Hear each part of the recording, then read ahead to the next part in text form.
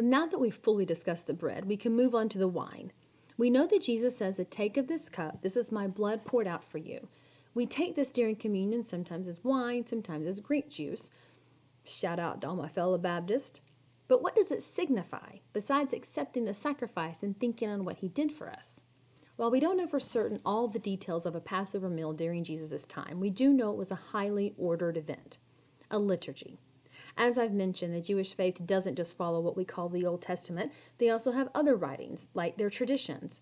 These tell us a lot about what it was like during the Last Supper.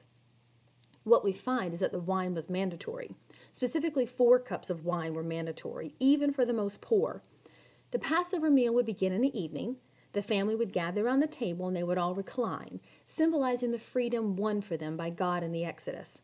The Gospels tell us this, that it was evening and the disciples reclined while they ate. First, there is the cup of sanctification. The Father would recite the blessing and then food would be brought out. This food would include unleavened bread, bitter herbs, haroseth, and the roasted Passover lamb, referred to as the body in Jewish literature. We've already discussed the bread. The bitter herbs are to remember the bitterness of slavery.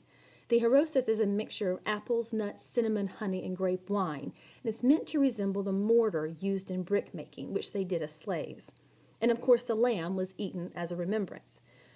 After this comes the second cup of wine, the proclamation. This is when the Father retells the story of the Exodus and explains the meanings of the parts of the meal. Then, as a thanksgiving, the participants would sing Psalms 113 and 114. Then the meal begins. A blessing would likely be said over the unleavened bread, and then some bread may be dipped in a bowl of sauce. This may be the point that we read in the Gospels where Jesus declares the one who dipped his hand in the bowl with him is the one who would betray him. Then they would eat the lamb. Now we see in the Gospels instead of the lamb, Jesus produced the bread as the body, not the lamb. After the meal, the Father would say a blessing over the third cup. This is the cup of blessing.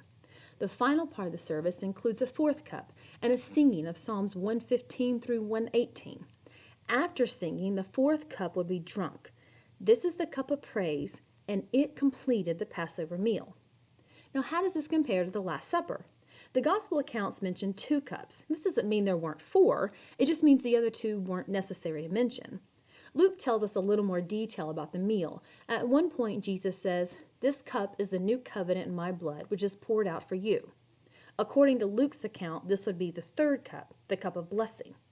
Paul refers to this cup in his first letter to the Corinthians, which he wrote around the year 50. He calls the cup we drink in communion the cup of blessing.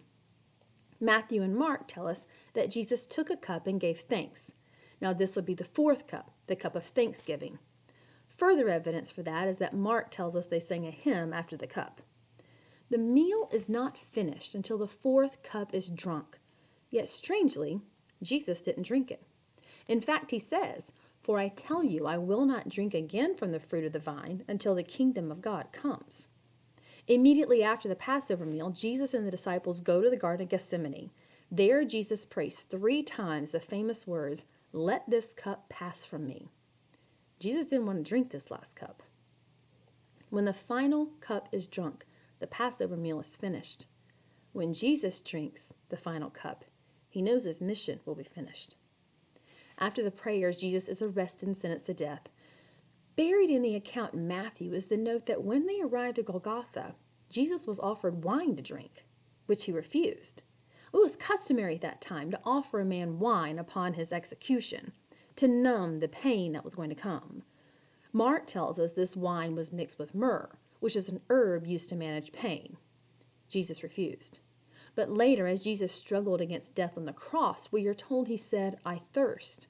A bowl of wine was there.